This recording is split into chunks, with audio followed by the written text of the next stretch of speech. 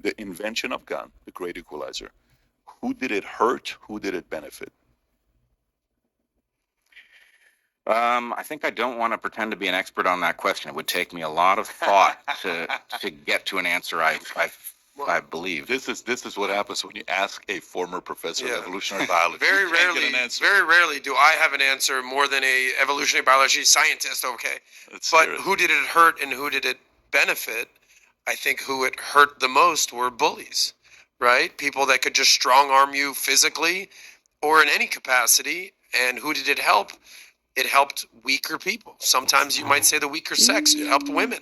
I think at the end of the day, if there's two very strong people, a man and a woman, or a weaker man and a very strong man, and all of a sudden the weaker person has a gun, essentially that's the great equalizer. So I think it hurt bullies the most.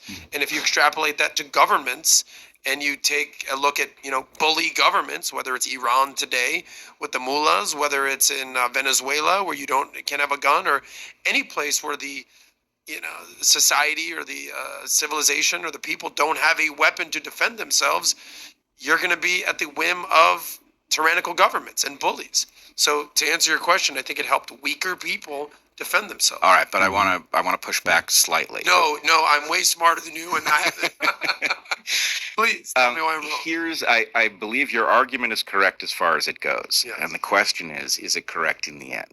Right? You can take that same argument and you could apply it to nuclear weapons. And you could say, actually, what we want to do is have every country be armed with nuclear weapons, because then big countries won't bully small countries. If you did that, the nuclear war that we will ultimately face will be that much sooner, right? Because you have that many itchy trigger fingers that could initiate the thing. And so I'm not convinced that look, we saw that nuclear weapons did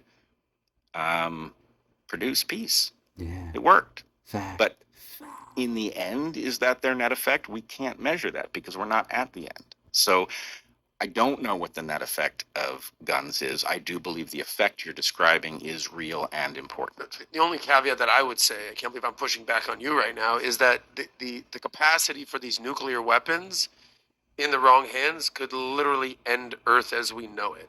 Whereas a gun or an M16, yes, there could be some carnage, but you're not literally blowing up the world.